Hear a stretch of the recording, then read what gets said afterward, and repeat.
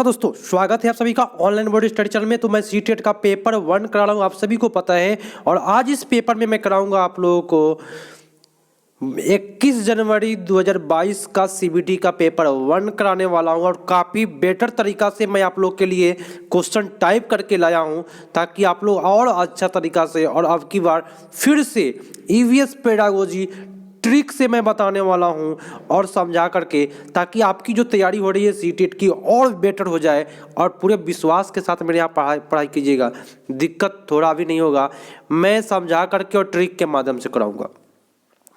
चलिए शुरू करते हैं। आज का क्वेश्चन सीबीटी पेपर 1 21 जनवरी का है, ईवीएस पेडागोजी है। ठीक है, चलिए प्रथम क्वेश्चन आपकी स्क्रीन पर मौजूद है, ध्यान से जवाब दीजिएगा सभी कोई फटाफट और कम समय में। दोस्तों कम समय में आपको कर लेना है। अच्छा चलिए, हमारे देश में किस भाग में अधिकांशतः व्यक्ति हमारे घर के आंगन में टेपियोका या नारियल के पेड़ उगाते हैं और इनका उपयोग स्वादिष्ट भोजन तैयार करते हैं? बताइए।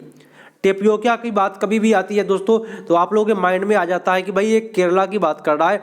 जिन्होंने केरला किया उन सभी का सही जा रहा है, बहुत अच्छी बात है। अगले क्वेश्चन पर आते हैं भाई, फटाफट करेंगे क्वेश्चन को मजेदार तरीका से और ट्रिक से समझेंगे, ताकि आपका जो सीटेट है ना वह गर्दा उड़ जाए, अब की बार आप लोगों को नौकरी मिले। चलिए क्वेश्चन क्या कहता है सुनिएगा। क्वेश्चन है आपका कि पक्षियों की उस प्रजाति का नाम क्या है जिनमें नर पक्षी अनेक सुंदर घोंसला बनाते हैं और मादा पक्षी उनमें केवल एक घोंसला चुनते हैं और उसमें अंडा देते हैं? जैसे कि मैं बता दूं कि नर पक्षी क्या किया, घोंसला बना दिया, और जो घोंसला पसंद में आया दोस्तों उसी घोंसला में वो अंडा देगी मादा पक्षी। तो ऐसा किस पक्षी में होता है? बताइए आप लोग, उत्तर क्या होगा, किस में हो जाएगा? तो बाया पक्षी में, वीवर पक्षी में ऐसा चलता है दोस्तों। और जिन लोगों ने यहाँ पे बाया पक्षी या वीवर पक्षी किया उनका सही जा रहा है। तो वीवर पक्षी का एक और नाम है बाया पक्षी। ठीक है, चलिए बहुत अच्छी बात है। जिन्होंने डी किया उन सभी का सही जा रहा है। यहाँ पे आप पूरे अच्छे तरीका से मेरे यहाँ पढ़ाई करें, दिक्कत नहीं होगी। हाँ, अब रहा दूरी दिशा का प्रश्न। जो है मेरा स्क्रीन जो है वह काफ़ी छोटा है, छोटा सा स्क्रीन है, जिसकी वजह से मैं दूरी दिशा का प्रश्न और न्यूमेरिकल टाइप प्रश्न को छोड़ करके आगे बढ़ता हूँ। ठीक है, चलिए आइए अगला क्वेश्चन पाइए। और अगला क्वेश्चन है सुनिएगा कि डॉक्टर ने एक व्यक्ति को प्रतिदिन दवाई के साथ हरे पत्तेदार सब्जियां, आंवला और गुड़ खाने का सुझाव दिया। यह व्यक्ति कोई रोगी होना चाहिए जो पीड़ित है। क्या चीज़ से पीड़ित होगा दोस्तों, बताइए आप लोग।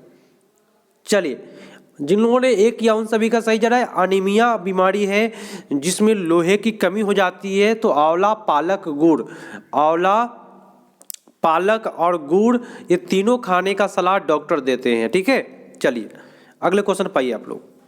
और ये क्वेश्चन भी बार बार पूछा जा रहा है आप लोगों को। एक सेकेंड,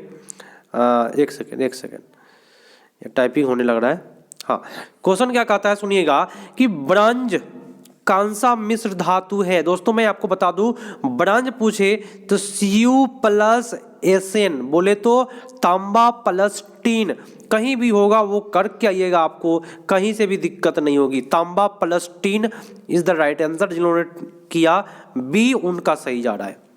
एक क्वेश्चन पूछता है, मेरे यहाँ अगर पढ़ाई कर रहे हैं तो भाई कॉपी और कलम रखे। एक पूछता है ब्रास, ब्रांज नहीं देगा, ब्रास देगा। ब्रास बोलते हैं क्या चीज को? तो पित्तल को बोलते हैं। इसमें होता है तांबा प्लस जिंक, बोले तो जास्ता।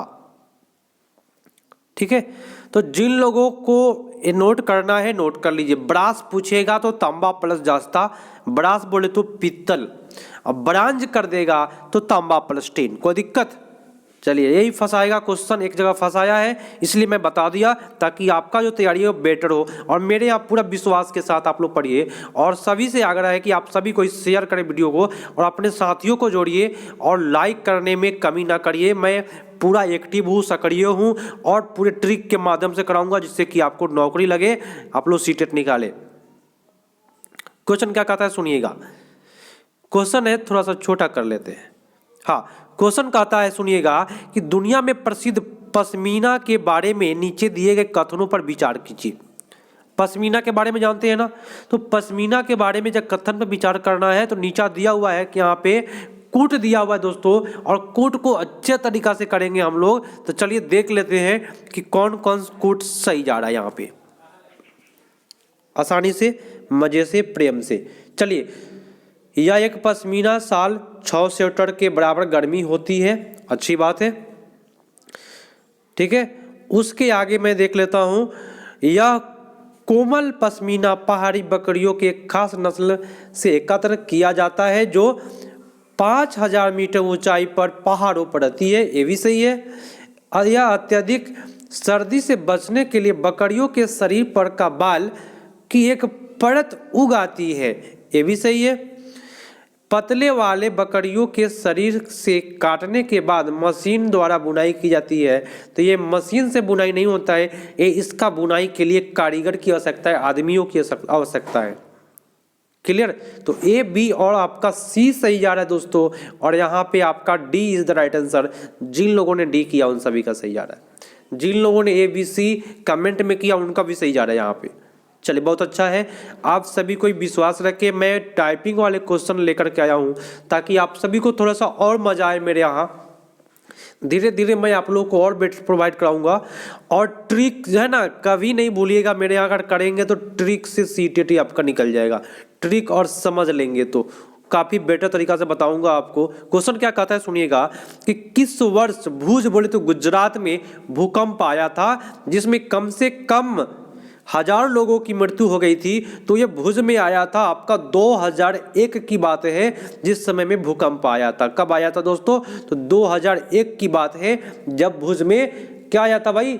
भूकंप आया था। बहुत अच्छी बात है, जिन लोगों ने बी किया उनका सही जा रहा है। अगला क्वेश्चन आपके स्क्रीन पर है, और पूरे ध्यान से, अच्छे से, मजे से, ठीक है, रंगीन प्रश्न। और आप लोग जो है ना प्रश्नों के लिए कॉपी और कलम रखे, कुछ कुछ नोट करते भागे, जिससे कि आपकी तैयारी बेटर होगा। हमारे देश की राजधानी सुनिएगा किस तिथि के सापेक्ष, हमारे देश की राजधानी दिल्ली यहाँ पे है, मान लीजिए बीच में है, सापेक्ष हिमाचल प्रदेश की राजधानी शिमला। हिमाचल आपका ठीक आपका उत्तर में है, ठीक है। मध्य प्रदेश भोपाल क्रमशः, तो हिमाचल प्रदेश आपका हो जाएगा उत्तर में, अब भोपाल दिल्ली के ठीक सामने में दक्षिण में है। तो उत्तर और दक्षिण जो है आपका उत्तर सबसे बेटर हो जाएगा, कोई दिक्कत? और जिन लोगों ने यहाँ पे एक क्लिक किया है ना, जो लोग टाइप करके बताए हैं उन सभी का सही जा रहा है। आप सभी को से आग्रह है, जो ऑनलाइन स्टूडेंट है ना उनको मैं कहना चाहूँगा अपने दोस्तों को फटाफट शेयर करके बुला लीजिए, क्योंकि ऐसा सेशन आपको बहुत ही कम मिलेगा जो कम समय में और ट्रिक से समझा करके बताएगा, ठीक है। पूरा पेपर, ऑल पेपर कराऊंगा, जितने भी शिफ्ट का है फिर से कराने वाला हूँ, फिर से क्रैश को शुरू कर दिया हूँ। ये आज का फर्स्ट रहेगा, मैं टोटल करा दिया हूँ लेकिन फिर से रिवीजन वाली क्लास चल रही है, तो आप लोग रिवीजन कर लीजिए। शिमला हिमाचल प्रदेश में रहने वाला कोई व्यक्ति पहले भोपाल बोले तो मध्य प्रदेश का भ्रमण करना चाहता है और इसके पश्चात गांधीनगर जाना चाहता है, तो उसकी यात्रा की दिशाएं क्या होगा? तो देखिए, हिमाचल प्रदेश में यहाँ मान लेते हैं, हिमाचल प्रदेश यहाँ है, यहाँ से डायरेक्ट भोपाल गया, तो भोपाल आपका सीधे डायरेक्ट आपको दक्षिण में पड़ा, और वहाँ से फिर गांधीनगर बोले तो गुजरात जाना चाहता है, तो गांधीनगर गुजरात जो है वह ठीक पश्चिम में है, तो उसकी यात्रा की दिशाएं क्या होगी? तो दक्षिण और क्या पश्चिम, कहीं भी होगा, यही करेंगे, बाकी कोई ऑप्शन आपका सही नहीं जाएगा।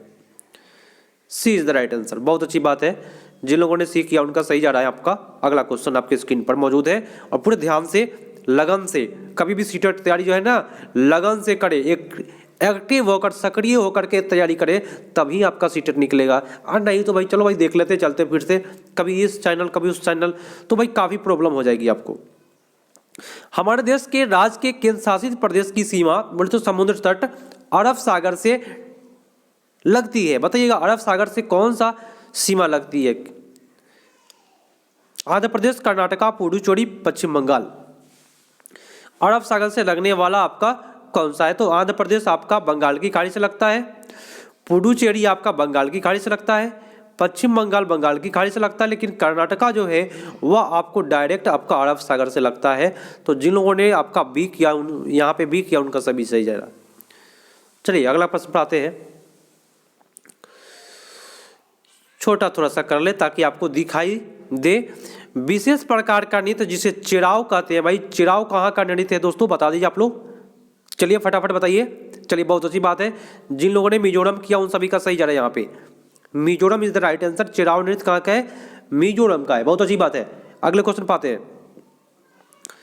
क्वेश्चन है सुनिएगा कि यदि आप भारत के मानचित्र पर सरल रेखा कोलकाता और पश्चिम बंगाल की राजधानी से पुडुचेरी खींचे। देखिए भारत के मानचित्र, कोलकाता आपको क्या है? पूरब में है, और यहाँ से डायरेक्ट दक्षिण साइड में पुडुचेरी पड़ता है, दक्षिण साइड में।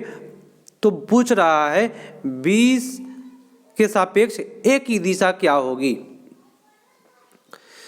बी के सापेक्ष तो यहाँ पे पश्चिम बंगाल आपका ए पर है और पुडुचेरी आपका बी पर है। तो बी से ए की दिशा अगर पूछ रहा है तो ये वाला दिशा पूछ रहा है, तो ए वाला दिशा आपका हो जाएगा कौन सा? उत्तर दिशा में। लेकिन यहाँ पे उत्तर थोड़ा सा कटा हुआ है, पूर्व की ओर है, तो इसलिए आपका उत्तर हो जाएगा उत्तर पूर्व। कोई दिक्कत? तो आपको भाई दूरी दिशा के लिए राज पता होना चाहिए। रंगीन नहीं कर पाया हूँ, कोई भी दिक्कत नहीं है भाई। क्वेश्चन को पढ़ेंगे, अच्छे से समझेंगे और ट्रिक से करेंगे। कह रहा है उस महिला खिलाड़ी का नाम क्या है जिसने 12 वर्ष की आयु में वजन उठाने का अभ्यास प्रारंभ किया था और 30 केजी का वजन उठाने में सफलता प्राप्त की तथा अंतर्राष्ट्रीय स्पर्धा में 29 मेडल जीता था।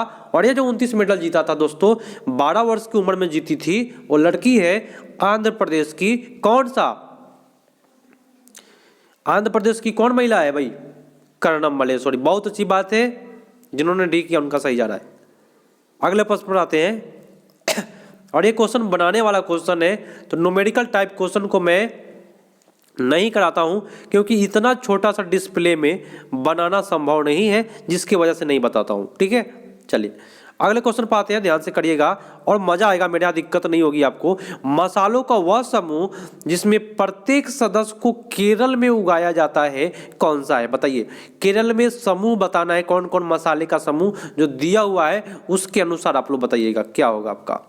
तो मैं आप सभी को बता दूं, केरल में सबसे बेटर चीज होता क्या है? तेज पाता होता है, काली मिर्च भी होती है, केरल में आपको इलायची भी होता है। तो जहां भी दिखाई दे आपको तेज पत्ता, काली मिर्च, इलायची, वो आप कर दीजिए। किसी प्रकार से कोई प्रॉब्लम आप लोगों को नहीं होगा।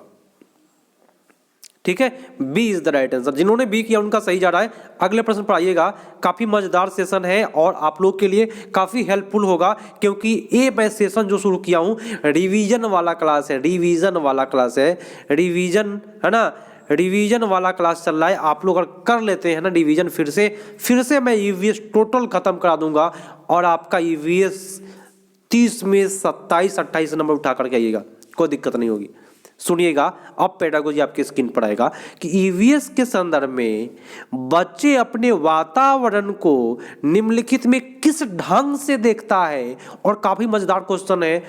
बच्चे जो है अपने वातावरण को विस्तृत रूप में देखता है। ठीक है, क्या होगा? विस्तृत रूप में देखता है। और विस्तृत को क्या कहते हैं? मैंने क्या बोला? विस्तृत रूप में देखता है।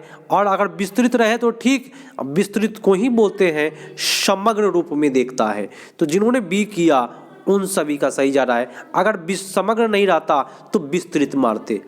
याद रखिएगा, B is the right answer. और अगला प्रश्न आपकी स्क्रीन पर है, ध्यान से पूरे अच्छे से और मजे से करना है। क्वेश्चन क्या कहता है सुनिएगा कि ईवीएस के पाठचर्या की रूपरेखा निम्न आधार पर बनाई गई है। विषय वस्तु पर, पाठ्यक्रम पर, थीम पर, विषय वस्तु एवं पाठ्यक्रम दोनों पर। दोस्तों ईवीएस का जो रूपरेखा है उसका आधार बताइए, किस आधार पर ईवीएस बना है? ईवीएस का बुक बना है, तो ईवीएस का जो आधार बना है दोस्तों ये थीम पर बने हैं। और जिन्होंने थीम किया उन सभी का सही जा रहा है। सी इज द राइट आंसर। सी जिन्होंने बताया उनका सही जा रहा है। अब आइए अगले क्वेश्चन पर। दिक्कत मेरे यहाँ नहीं होगी, मजा आएगा और आप ट्रिक से सीख लेंगे। आपका सीटेट जो तैयारी चल रही है ना, वो मैं बेटर करा दूंगा, ये गारंटी है। क्वेश्चन क्या कहता है सुनिएगा कि एनसीएफ 2005 कक्षा 3 और 5 तक ईवीएस को एक विशेष विषय के रूप में देखता है। मतलब 2005 में बोला गया है कि ईवीएस का जो बुक होगा वह 3 से 5 तक ही होगा, पहला दूसरा में नहीं होगा। तो निम्नलिखित प्रत्यय पर विचार वस्तुओं को आपस में एकीकृत करता है। बताइए क्या एकीकृत करता है ईवीएस में? उसका नाम बताना है दोस्तों। और काफ़ी मज़ेदार सेशन है, मैं आपको ट्रिक से समझा के पूरे विश्वास के साथ सीटेट तैयारी करिए, मेरे यहाँ दिक्कत नहीं होगी। आप लोग शेयर करते चलिए थोड़ा सा फटाफट, लाइक में भी कमी नहीं करना है। ईवीएस को विज्ञान, सामाजिक विज्ञान और पर्यावरण शिक्षा माना है, ना कि ये भाषा एवं गणित। तो भाषा और गणित आपका पहला और दूसरा में जाता है, पहला और दूसरा कहता, तो ईवीएस को भाषा और गणित के माध्यम से पढ़ाया जाता है, लेकिन यहाँ तीसरा से पांचवा बोला, इसलिए आपका उत्तर सी पर जा रहा है। अगला प्रश्न है, सुनिएगा, और ये आपका कूट रखा हुआ है, कूट को अच्छे से कूटा जाएगा यहाँ पे और पूरे अच्छे तरीका से करना है। एक ईवीएस की अध्यापिका को अपनी ईवीएस की कक्षा में निम्नलिखित में किन चुनौतियों का सामना करना पड़ता है? सुनिएगा, वह चुनौती है कि कक्षा में बहुसांस्कृतिक आयाम का भी सामना करेगी। देखिए कैसे सामना करना पड़ेगा, बहुत सारे संस्कृति के बच्चे आते हैं, तो एक प्रकार की चुनौती है कि उसको कैसे हैंडल किया जाए। ठीक है, प्रत्येक विद्यार्थी की भावना का भी ख्याल रखना है ताकि किसी को ठेस ना पहुंचे। प्रत्येक के समुदाय संस्कृति की जीवन शैली भी देखेंगे कि उसकी जीवन शैली कैसी है, ये भी देखेंगे। लेकिन कक्षा में अनुशासन की व्यवस्था एक कभी नहीं करेंगे दोस्तों। तो सबसे बेटर जो आपका ऑप्शन जा रहा है वो ऑप्शन नंबर डी जा रहा है, और जिन लोगों ने डी किया है उन सभी का सही जा रहा है। कोई दिक्कत किसी को नहीं होगा। चलिए, कम समय में दोस्तों 30 प्रश्न आज तक मैं YouTube पर मैं देखा हूँ, बहुत ही कम लोग कराते हैं ऐसे। आपको 2 घंटे लगा देंगे, 1.5 घंटे लगा देंगे 30 प्रश्न कराने में। प्राथमिक स्तर पर ईवीएस पढ़ाने का सबसे उपयुक्त लक्ष्य क्या है? देखिए, कभी भी सीटेट की तैयारी पूरे बारीकी से की के अनुसार, चाबी के अनुसार करें कि कहाँ कौन सा चाबी लगाएंगे। सबसे उपयुक्त लक्ष्य बताना है दोस्तों। ईवीएस विभिन्न प्रत्ययों का वर्णन, परिभाषा विकसित करना, यहाँ पे ये गलत बोल रहा है। ठीक है, अपने वातावरण का अन्वेषण करने के लिए विद्यार्थियों को पर्याप्त मौका देना, अच्छी बात है भाई, मौका माने अवसर देना, वो भी अन्वेषण की बात कर रहा है। तो ये एनसीए 2020 भी बोला है कि अन्वेषण पर जोर देना है। विद्यार्थियों को ईवीएस प्रत्यय सिखाने के लिए सहायक होना, ये भी सही जा रहा है। शिक्षक द्वारा साझा की हुई ठोस जानकारी द्वारा विद्यार्थियों को ईवीएस सिखाने के लिए प्रोत्साहित करना। तो सबसे बेटर जो है वह ईवीएस प्राथमिक स्तर पर सबसे उपयुक्त लक्ष्य। तो ये आपका बी, सी और डी तीनों सही है, लेकिन सबसे ज़्यादा आपका बी जाएगा, क्योंकि विद्यार्थियों को पर्याप्त मौका भी देना है खोजने का, अन्वेषण का। सबसे बेटर आपका बी पर जाएगा। और अगला क्वेश्चन देखिए, काफ़ी छोटा था, मैं आपको बड़ा कर दिया ताकि आपको दिखाई दे। क्वेश्चन कहता है कि ईवीएस की पाठ्यचर्या में परिवार और मित्र क्या है बताए। परिवार और मित्र जो है दोस्तों, जिन लोगों ने यहाँ पे बी किया उनका सही जा रहा है, कोई दिक्कत नहीं होगा, कहीं से भी दिक्कत नहीं होगी। परिवार मित्र आपका थीम है। अब आइए अगले क्वेश्चन पर जाइए। चलिए, क्वेश्चन कहता है, सुनिएगा, मजेदार क्वेश्चन है और अच्छे से करेंगे हम लोग। अर्थपूर्ण ईवीएस की शिक्षा संभव हो सकती है यदि, देखिए थोड़ा सा ABCD आपका इधर उधर दिया हुआ है, इस पर थोड़ा सा ध्यान दीजिएगा। ABCD थोड़ा इधर उधर हो गया है यहाँ पे। अर्थपूर्ण ईवीएस की शिक्षा संभव हो सकती है यदि क्या हो दोस्तों, शिक्षार्थी स्थानीय अनुभव को विद्यालय से संबंधित हो। देखिए, अर्थपूर्ण कब होगा, जब बच्चा का क्या हो, स्थानीय अनुभव विद्यालय के अनुभव से संबंधित हो, तब हमारा जो शिक्षण होगा वह अर्थपूर्ण हो पाएगा। मैंने आपको बार बार बोला कि बच्चे के वास्तविक जीवन, स्थानीय अनुभव, दैनिक जीवन, ये वाले ऑप्शन सही जाते हैं। लेकिन करा शिक्षक के अनुभव का प्रयोग करना, तो शिक्षक के अनुभव का प्रयोग तो बाल यहाँ पे आपका गलत जा रहा है। विद्यालय के ज्ञान का प्रयोग ज्ञान रचना के लिए किया गया है, तो विद्यालय का ज्ञान से आपका गलत जा रहा है यहाँ। और यहाँ विद्यार्थियों के स्थानीय अनुभव को उचित महत्व न देने की बात कर रहा है। तो सबसे बेटर आपका ए इज द राइट आंसर। अगले प्रश्न पढ़िए। प्रश्न कहता है, सुनिएगा थोड़ा मजे से अच्छे से, कि ईवीएस की शिक्षा में शिक्षक द्वारा किए गए क्रियाकलाप के पश्चात, बोले तो बाद, प्रामाणिक एवं अर्थपूर्ण शिक्षा हेतु होना चाहिए। अर्थपूर्ण शिक्षा के लिए क्या होना चाहिए। देखिए, अर्थपूर्ण जब शिक्षा होगा तो वहाँ पे विचार विमर्श चलेगी। सबसे बेटर बात है, ये आप लिख सकते हैं कि अर्थपूर्ण शिक्षा हेतु ट्रिक में लिख लीजिए विचार विमर्श जरूरी है। क्रियाकलाप याद करने की बात नहीं है, सूची बनाने की बात नहीं है, और पुनरावृत्ति करने से अर्थपूर्ण नहीं होता है। ये आपका गलत बोला। सबसे बेटर आपका ए इज द राइट आंसर। और जिन लोगों ने ये किया है भाई, उनका सही जाना है। अगला क्वेश्चन आपकी स्क्रीन पर है। क्वेश्चन है कि ईवीएस की कक्षाओं में सामूहिक गतिविधि के द्वारा सीखने को बढ़ावा दिया जाता है क्योंकि यह सहपाठी अधिगम को उपलब्ध कराती है। इस समूह में भाई क्या होता है, तो सहपाठी का अधिगम को बढ़ावा मिलता है। अच्छी बात है, अच्छा बात बोला ना भाई।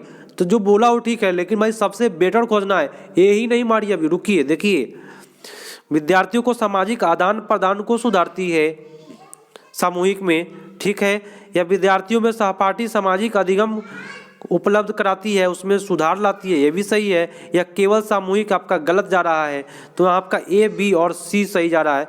तो यहाँ पे आप तो कूट दिया नहीं है, क्या कीजिएगा, तो सबसे बेटर आपका होगा या विद्यार्थियों में सहपाठी, यहाँ बोला है सामूहिक सहपाठी एवं सामाजिक अधिगम उपलब्ध कराती है, उसमें सुधार लाती है। सबसे बेटर हम लोग सी करेंगे, ठीक है। तो ईवीएस का सबसे घटिया गुण क्या है कि भाई 3 ऑप्शन सही जाते हैं अधिकांशतः, ठीक है, इसका पेडागोजी में। अगला क्वेश्चन आपकी स्क्रीन पर है, पूरे अच्छे से करिए आप लोग। एक बार लाइक कर दीजिए। एक टीचर दूसरे टीचर का सपोर्ट करे तभी दुनिया आगे बढ़ेगी, और आप लोग भी सीटेट निकालेंगे तो सपोर्ट जरूरी है। एक बार लाइक और शेयर अपने दोस्तों के पास जरूर करें। कमेंट करके बताइएगा कि आपको सेशन कैसा लगा। और रिवीजन वाला क्लास है, ये फर्स्ट क्लास में है। टोटल मैं ऐसे ईवीएस करा दिया हूँ, लेकिन फिर से रिवीजन कर रहा हूँ। जिनका छूट गया है उनका रिवीजन हो जाएगा। निम्नलिखित में क्या ईवीएस के अधिगम में प्रक्रिया कौशल को चित्रित करता है। तो प्रक्रिया कौशल को कौन चित्रित करेगा बताइए। प्रक्रिया कौशल को वर्णन आपका नेगेटिव होता है, कथन करने से नहीं होगा, याद करने से नहीं होगा। तो प्रक्रिया कौशल को चित्रित करेगा वर्गीकरण। वर्गीकरण मतलब तो किस प्रकार का है, क्लासिफिकेशन बोलते हैं इसको। तो ये प्रक्रिया कौशल को चित्रित करता है। लेकिन दोस्तों, इस पर भरोसा नहीं कीजिए, इसका एक ट्रिक लिख लीजिए।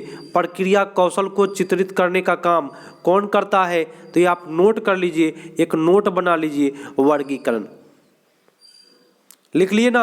अगर नहीं लिखेंगे तो फेंकाने में देर नहीं लगेगा सीटेट में। ऐसे भी अब की बार बहुत लोग बैठने वाले हैं सीटेट के एग्जाम में, तो आपको बेटर तैयारी करके जाना है। तो प्रक्रिया कौशल को चित्रित करता है, आंसर लिख लीजिए वर्गीकरण। अगला क्वेश्चन आपकी स्क्रीन पर है। क्वेश्चन कहता है, सुनिएगा कि ईवीएस की शिक्षा में शिक्षक द्वारा अभिभावक एवं समुदाय की भागीदारी को बढ़ावा देने के लिए सबसे उपयुक्त उद्देश्य क्या है। अभिभावक की भागीदारी को, अभिभावक एवं समुदाय के माने गांव के लोगों को भागीदारी को बढ़ावा देने के लिए सबसे उपयुक्त उद्देश्य क्या है, ये बताना है। तो शिक्षा विद्यार्थियों को सामाजिक सांस्कृतिक पृष्ठभूमि को जानने का अवसर, बहुत अच्छी बात है। राष्ट्र की नीतियों के प्रस्तावना का पालन करना, विद्यालय में अनुशासन बनाए रखना, विद्यालय को जानना और मार्गदर्शन करना, विद्यालय को जानना तथा उनकी शिक्षा में उनका मार्गदर्शन करना, ये आपका गलत है। तो सबसे बेटर आपका ए इज द राइट आंसर। जिन्होंने ए किया उन सभी का सही जा रहा है। अगले क्वेश्चन पाइए। क्वेश्चन क्या है कि प्राइमरी स्तर पर ईवीएस कक्षाओं की चुनौती समस्याओं को भली भांति प्रकार से संबोधित निम्न प्रकार से किया जा सकता है। बताइए किस प्रकार से करेंगे समस्याओं को चुनौती। देखिए, समस्याओं को भली भांति प्रकार से संबोधित करेंगे तो व्याख्या करना आपका गलत है। यहाँ पे विचार विमर्श सही है। मुक्त विवाद बोले तो फालतू में बैठ करके फ्री में कुछ हो रहा है। यहाँ पे व्याख्या वाली बात, तो सबसे बेटर विचार विमर्श के उपरांत वाद विवाद कराएंगे तो समस्या का समाधान हो जाएगा। D is the right answer. जिन्होंने डी किया उनका सही जा रहा है। ये 2 क्वेश्चन आपका काफ़ी बेटर तरीका से बता रहा हूँ, आप लोग ध्यान से करिए, है ना। मेरे यहाँ आपको विश्वास रखना होगा, अगर विश्वास है तो तैयारी बेटर होगी मेरे यहाँ। ईवीएस में बच्चों के सीखने का गुणात्मक आकलन निम्न द्वारा किया जा सकता है। तो गुणात्मक आकलन बच्चों को क्या कर सकते हैं दोस्तों, मैं बता दूं, बच्चों के विचार अभिलेख अवलोकन रिपोर्ट करके। भाई आपका यहाँ आपका ये सही जा रहा है, बच्चों को अभिलेख अवलोकन का रिपोर्ट, इससे हो जाएगा गुणात्मक आकलन। उसके बाद होगा प्रक्रिया कौशल का अवलोकन करेंगे। लेकिन कागज पेंसिल टेस्ट आपका गलत है। उपलब्धि टेस्ट बोले तो परीक्षा गलत होता ही है। तो सबसे बेटर जो आपका उत्तर जा रहा है, ए इज द राइट आंसर। जिन लोगों ने एक किया उन सभी का यहाँ पे सही जा रहा है, 88 नंबर। अगला क्वेश्चन आपकी स्क्रीन पर है। एक सेकेंड दोस्तों, थोड़ा सा रुकिए जरा। हाँ, अब आइए क्वेश्चन पर। क्वेश्चन कहता है, सुनिएगा, मजेदार क्वेश्चन है कि निम्नलिखित में कौन सा ईवीएस शिक्षण में रचनात्मक आकलन का उपकरण है। रचनात्मक आकलन का नोट करिए, फटाफट नोट करिए। रचनात्मक आकलन का उपकरण पूछ रहा है। रचनात्मक आकलन का, एक सेकेंड, कहाँ गया? हाँ, रचनात्मक, एक सेकेंड दोस्तों, रचनात्मक आकलन का उपकरण लिख लीजिएगा, क्या क्या सही जाएगा। तो रचनात्मकता में आता है दोस्तों पोर्टफोलियो, लिखिए। फर्स्ट में लिखेंगे क्या? फर्स्ट में लिखेंगे पोर्टफोलियो, दृष्टांत अभिलेख, दर मापक पैमाना, अवलोकन एवं रिकॉर्डिंग, लिख लीजिए। रचनात्मक आकलन लिख करके आंसर में पोर्टफोलियो, दृष्टांत अभिलेख, दर मापक पैमाना, अवलोकन एवं रिकॉर्डिंग लिखना। D is the right answer. जिन्होंने डी किया उनका सही है। अगर नोट नहीं करेंगे ना तो आपकी सीटेट तैयारी बेटर नहीं होगी। सीटेट में कुछ नोट बनाइए, छोटा छोटा नोट बनाइए, जिससे कि आपकी तैयारी अच्छी हो जाए। आज का ये लास्ट प्रश्न है दोस्तों, और सबसे खतरनाक प्रश्न है जो समझ में आता ही नहीं है, लेकिन मैं बता देता हूं आप लोगों को कैसे करना है इसको।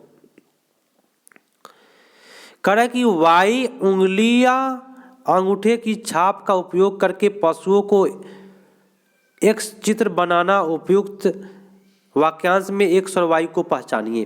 कुछ समझ में आया? नहीं तो मैं आपको बताता हूँ, सुनिए। हम लोग कहीं ना कहीं वीडियो देखे होइएगा आप लोग कि उंगली से, जैसे यहाँ पे उंगलियां बनाए, इस पर जब फोकस करेंगे तो दीवार पर एक चित्र बनता है ना। उंगली आर्टिस्ट बोलते हैं उसको, उंगली आर्टिस्ट, फिंगर आर्टिस्ट बोलते हैं उसको, जो फिंगर के परछाई से दीवार पर चित्र बनाता है। वीडियो में कहीं ना कहीं आप लोग देखे होइएगा उसको। तो उसमें कहेंगे भाई कि एक्स जो है वह क्रिया है। एक सेकेंड, उसमें क्या करेंगे भाई? एक सेकेंड, क्या जाएगा सही इसमें? हाँ, इसमें एक्स क्रिया है, वाई संज्ञा है, बहुत अच्छी बात है। एक एक्स क्रिया है, वाई पाठ्यवस्तु है, सही है। एक संज्ञानात्मक क्रिया है, वाई पाठ्यवस्तु है, ये भी सही है। एक्स जो है वह पाठ्यवस्तु है। बोले तो एक्स बोले तो क्या? हाथ से जो कर रहा है वह पाठ्यवस्तु नहीं है दोस्तों। एक्स क्या है? हाथ है। और जो चित्र बनना है ना वो क्रिया है, वो पाठ्यवस्तु का भाग होगा, संज्ञा होगा। वाई जो है वह चित्र बनेगा दीवार पर। सुन लीजिए, अगर हाथ से आप फोटो बनाते हैं परछाई के माध्यम से, मान लीजिए आप अपने परछाई से, सुनिए क्वेश्चन समझिए, आप अपने चेहरा को, अपने शरीर को एक्स मान लीजिए, उसका परछाई जो पड़ रहा है उसको वाई मान लीजिए। तो एक्स मान लीजिए तो एक्स क्रिया है, एक्स कार्यपरक है, एक्स संज्ञानात्मक है। लेकिन एक्स आप है, एक्स आप है तो आप पास्ट वस्तु नहीं ना है, नहीं है तो ए बी और सी जाएगा। जिन्होंने सी किया उनका सही जा रहा है। और आप सभी से रिक्वेस्ट है दोस्तों, एक सेकेंड रुक जाइए आप लोग, आप सभी से रिक्वेस्ट है कि आप इस वीडियो को अधिक से अधिक शेयर करें और कमेंट करके ज़रूर बताएं कि ये सेशन आपको कैसा लगा है। और जो मैं रिवीजन शुरू किया हूँ, टोटल ईवीएस मैं करा दिया हूँ, लेकिन जिनका छूट गया है और जो रिवीजन करना चाहते हैं उनके लिए क्लास ये फर्स्ट है। तो रिवीजन के लिए आप लोग रेगुलर आइए। आपको मैं क्लास का टाइम बता देता हूँ, मॉर्निंग में 9:30 पर और शाम को 7 बजे लाइव चलता है। 2 लाइव ज्वाइन करेंगे, आपका सीटेट की तैयारी बेटर हो जाएगी। और ट्रिक के माध्यम से हमेशा कराऊंगा, समझा के कराऊंगा, कम समय में कराऊंगा। समय आपको बता देता हूं, मात्र 29 मिनट में 30 प्रश्न कराया आपको। तो आज के लिए इतना ही दोस्तों, मिलते हैं अगले पार्ट में। लाइक करके जाइएगा, तब तक के लिए धन्यवाद, जय हिंद।